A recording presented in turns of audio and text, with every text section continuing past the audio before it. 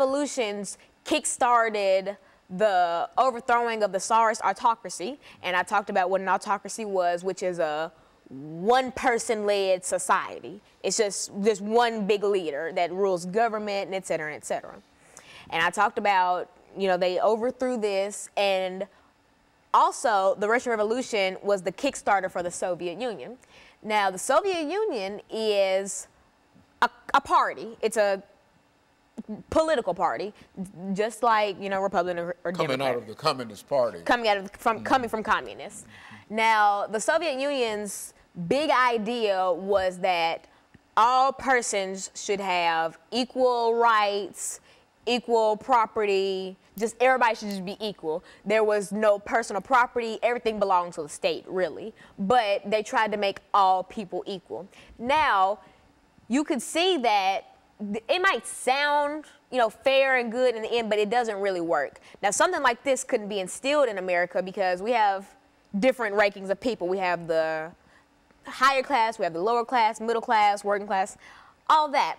And to make all these people into one little division. Equal. Yeah. Everything is equal under that system. Is that what? Wouldn't necessarily work, because while all men are equal, all their possessions and some skills and et cetera are not equal.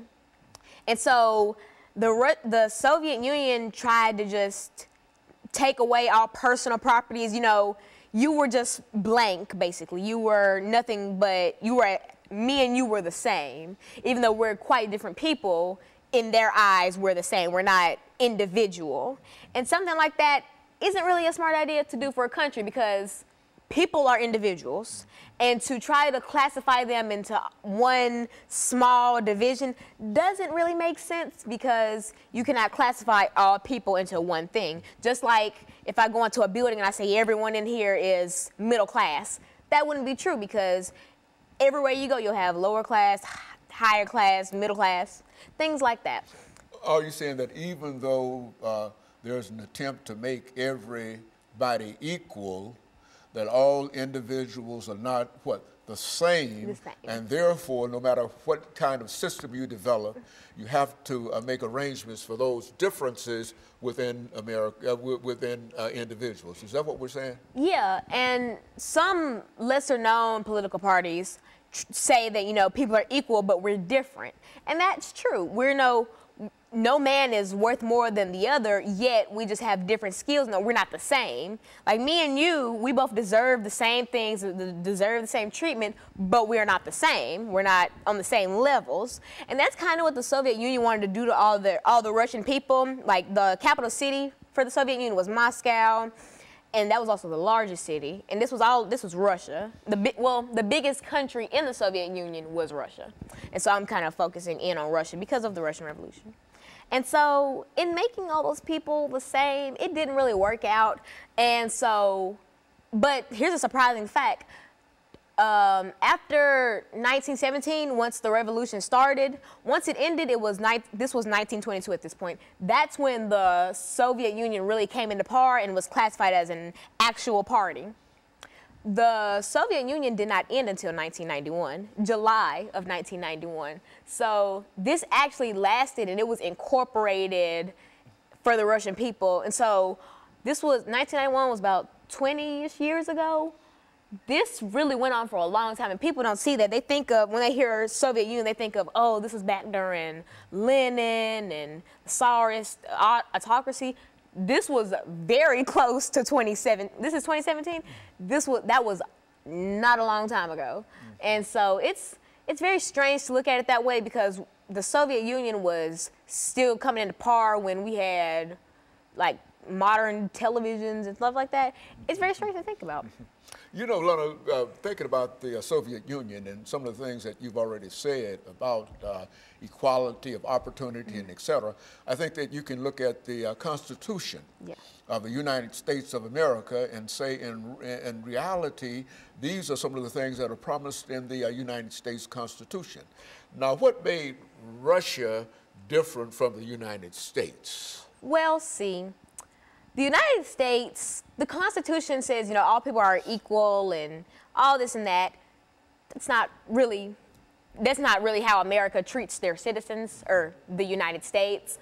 You could say that all people are equal and all people get equal chances. That's not really what happens, because, and I feel like in the Constitution, things like that were promised so that we could kind of instill it in the country, and maybe like over time we'd start to believe it. But that has yet to happen, because we still have hate crimes and hate groups and KKK and things like that. And so up until we actually start to instill the things that the Constitution says, like black people have the right to vote, but there are still voting centers in predominantly black cities that get burned down because black people are trying to vote. And so once the United States starts to actually abide by I mean, we abide by it, but the government does, at least. The citizens haven't really clicked yet, because, you know, black people we have our rights now. Once the Constitution went through, and, you know, we had people like Martin Luther King and Rosa Parks fight for our rights. We have rights. We can do whatever at this point. But citizens still try to make it hard for us to do whatever. And that's kind of like Russia. You have the right to, but you won't really be able to. Alana, over these last few seconds that we have here, and perhaps we might be able to pick this up during the last segment, that when we talk about equality and rights and political rights and et cetera, we're essentially saying that both those things could apply to the United States as well as Russia. But in a real sense, I think that there's a constitution in the United States that promises this, the 13th, 14th, and the 15th Amendment. And I think that in a real sense, Russia, the United States has moved closer toward the implementation and the recognition of these rights more so than Russia or the Soviet Union. And of course, we're going to take our second commercial break, and we'll be back with our audience following this very, very short commercial break.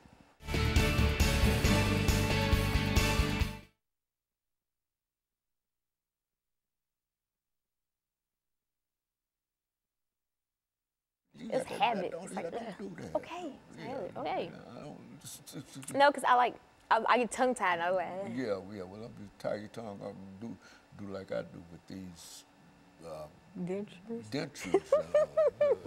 You talk about trying to talk with those things. Oh, That's really, okay, I get it. you know what I'm saying? Yeah. But you're doing excellent. You're doing really well. Now, what you want to talk about now?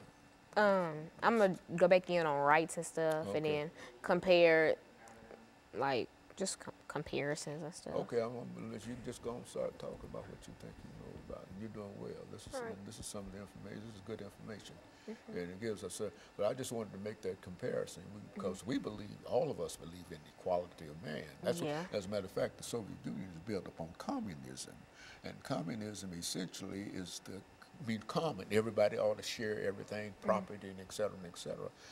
But we.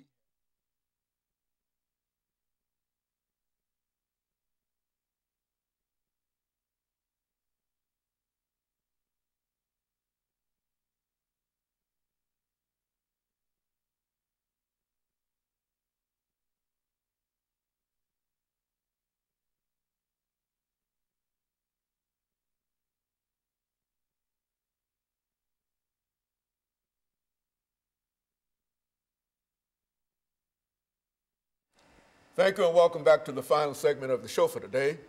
We're talking to Alana McLaughlin, and she's given us some information in reference to the Russian Revolution. Alana, let's see if we might be able to pick up where we left off during the second segment to give you an opportunity to perhaps look at the Russian Revolution, the promise of equality as promised in communism, and then perhaps say something in reference to the Declaration of Independence. We hold these truths and et cetera, that kind of thing. Talk about it from that perspective. Now, in the last segment, we compared the Soviet Union to how the United States is, and we talked about how the things that they implemented in Russia from 1922 to 1991 wouldn't really work in the United States. And here's another reason for that. Communism, which was very prevalent in Russia and, Moscow, was, it was based on the word community, communism, community, which is all men are equal, all men should share, things like that. Now, America, we have the 14th, 15th, and 13th, 14th, and 15th Amendments that basically talk about African American rights, because there wasn't really a time where Caucasians, their rights were taken away. It was basically black people. And so, in talking about communism and all that, they wanted other people to be equal and share. We couldn't implement that in America because we went through slavery for 300 years. People weren't equal for 300 years, and only after slavery did we start to think about, oh, well, can black people vote? Can black people, you know, have basic human rights? Can we give those back to them? And eventually those were given back to us due to the Constitution. But as I said in the last segment, United States citizens are known for not really implementing those Constitution-like rights. Like, for instance, I mentioned how African Americans do have the right to go vote, but you'll still hear plenty stories about predominantly black voting centers getting burned down because of white supremacists don't want black people voting. And it makes you think, you know, are we back in the 1800s where black people like couldn't walk outside without issues from white people, or just from any other race that felt that they were above African Americans due to the color of our skin? And that's something that really makes you think, you know, what if America tried to implement something like that? Would we have not gone through slavery? Would the Constitution be written like how it is? Would women have rights? Because, you know, women got rights even, and that's crazy. Well, it's not crazy that women got rights. It's crazy that women had to be given rights. It's crazy how men think that they're above women just because of maybe stature. They are men. Because they're men. Mm-hmm. And it's crazy how white people or other races think they're above African Americans because they're white. And so that's a lot of things that happen in Russia. If you try to compare them to the United States, it wouldn't really fit like a puzzle. It wouldn't fit together because it wouldn't work. America wouldn't go for something like that. If we got a president and he tried to instill communism and all that, everybody would be like, equal, I'm not equal to this black person, or I'm not equal to this woman or child. You know, it would be lots of issues. Let's end this, Lana, over the next 6 minutes by taking thought of something that I learned quite early in college, and that was the Declaration of Independence. And I think in a real sense, what makes Soviet communism and the United States democracy different is because of what? The Declaration of Independence, which is a promise that is made, that is kept consistently in American history, even during the time when slavery existed. When Thomas Jefferson wrote, "We hold these truths to be self-evident, that all men are created equal and they are endowed by their Creator with certain inalienable rights, and they are what? Life, liberty, and the pursuit of happiness."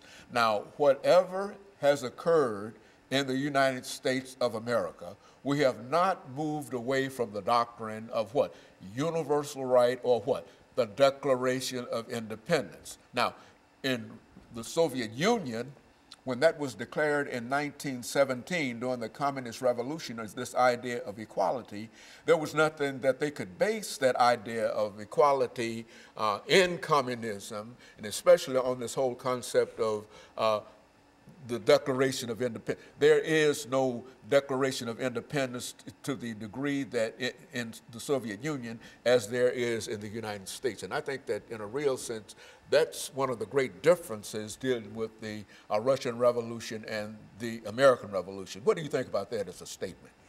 Well, the Russians, like you said, they didn't have a lot of weight to back up communism. They just kind of said, well, all people are equal. They didn't have anything implemented into government to say that all these people were equal. They didn't have any declarations and stuff like the United States, like America has. We had, as you said, the Declaration of Independence, which says, you know, all men are equal, are born equal. We have writings to back this up. We have laws to back this up. The government implemented this. And though the government did implement this, the citizens still have yet to implement this. Now, for a good deal, most hate crimes and stuff, the rate has gone down since, say, segregation in the early 1900s. But the fact that you still hear about hate crimes means that not all American citizens are really keen on equality or keen on that everyone is equal, because if everyone was equal, we still wouldn't be having hate groups like the Ku Klux Klan or white supremacist groups or LGBTQ plus hate groups, things